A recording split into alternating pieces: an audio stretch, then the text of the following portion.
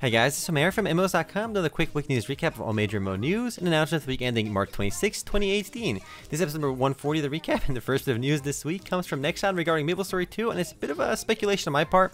So Nexon announced MapleStory Fest about 2 weeks ago, and it'll be happening on April 14th or so, and will include an exclusive announcement. No word on what this announcement is, but I suspect it might be MapleStory 2, at least the English announcement for the game. Now nothing is official just yet, but my reasoning behind this speculation is that 2 days before MapleStory Fest was announced, Nexon America put out a job posting for a QA tester involving localization and other testing materials for a new game. And not only that, but in Nexon's last earnings call, the company's CEO said they were excited to be launching MapleStory 2 globally, and what better time than literally a festival to celebrate all things MapleStory. Remember, this is just speculation though on my part. We'll learn more on April 14th, but if I had to bet, I think we'll be hearing more about MapleStory 2 then, but we'll have to wait and see. Next up, we have an actual release date for Richard Garriott's crowdfunded MMORPG Shroud of the Avatar. They announced this week that the game will be officially launching on March 27th, which is tomorrow.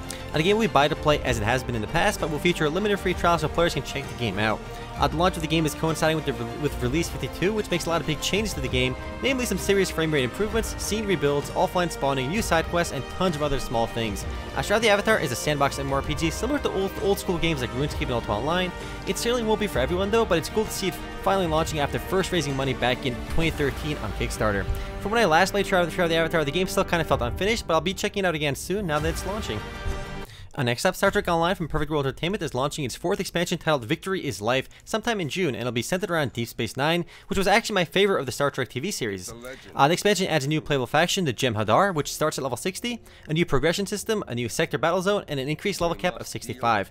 It'll also feature 10 voice actors from the Deep Space Nine cast as well. We don't talk too much about Star Trek Online, but the game's been chugging along quite well for some time now. It still averages about over 1,200 or so players online at a given time on Steam alone, which is definitely not too bad. And again, the expansion launches sometime in June. We don't know exactly when, and we'll learn more features when it gets closer to release as well. Speaking of expansion, Skyforge is launching its Overgrowth expansion on April 11th, which will introduce a new class to the game called Grove Walkers. And given that the players can level up multiple classes on a single character, the addition of a new class is always big news. Also including the update is a new challenge system, which is essentially an achievement system. Players can pre-order a special collector's edition for the expansion if they want for $34.99 to get various in-game goodies, but the expansion itself will be free. The console version launches the next day on April 12th as well.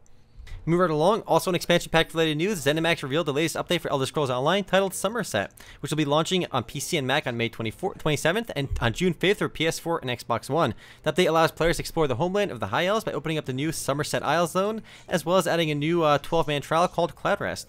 There's also a new jewelry crafting skill, new cooperative PvE challenges, and a whole lot more. It's a big new expansion to the game, and as with previous Elder Scrolls Online expansions, it will cost money, and it's open to pre-orders right now. If you haven't played Elder Scrolls Online yet, I say it's well worth checking out. It's one of the more popular MMORPGs, especially from a Western developed studio, so give this one a try if you've never played it. Next up, Elsword Online launched a revamp to its PvP system this last week, which made changes to the arena and guild PvP. Players who log into the game over the next 2 weeks get a free piece of plus 10 sparring gear per character as well. Big changes are happening with PvP rankings as well, with new rank rewards. So triple S ranked players, for example, get awarded a custom city moat at the end of the season. Elsword is an oldie, but still remains quite popular. It averages about 540 or so players online at a given time on Steam alone, which is impressive considering there are so many other MMORPGs like this with the instance dungeons and persistent hubs. Unlike many other games in the genre, this one has survived for a long time, so it's definitely got some staying power. Next, Defiance 2050 announced this week that they'll be starting their closed beta testing on April 20th, 2018, and it'll be running until April 22nd. Defiance 2050 isn't just a simple remastering of the first Defiance game. It features major changes to the core systems along with massive graphical overhauls and UI changes. The game will also be separate from Defiance, so expect something like Secret World Legends and Secret World, where players won't be able to transfer their characters to the new game. We don't have a definitive release date just yet, but the game is aiming for a PC, Xbox One, and PS4 launch sometime this summer.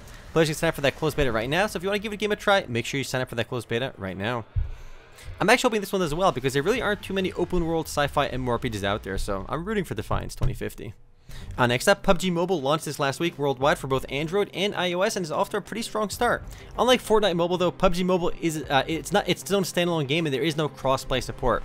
It also has a very weird bot system built into the game where your first few matches are filled with about 80% or so bot players, which wouldn't be so terrible if they told you up front, but the game makes you play versus bots without even telling you. As you play a few matches though, the percent of bot players to real players decrease, so it gets more competitive. And aside from the bots, the game actually isn't too bad. It plays a lot like the PC version, except on mobile. The next and last bit of news this week is also Battle Royale related. Horizon Source launched on Steam this last week as a free-to-play Battle Royale game that copies elements from Overwatch and Fortnite. It's a Chinese-developed game with hero shooter elements built in. It's a really janky game and also has tons of bots. The game isn't so bad by itself, but there's no reason to actually play it over games like Fortnite. It's this really cheap Chinese knockoff of Fortnite meets Overwatch meets PUBG, and it's something else. I did a first look video for it, so if you're curious, go check that one out. Anyway, guys, that's it for MMO News this week. I'll see you guys tomorrow for the podcast. Later, guys.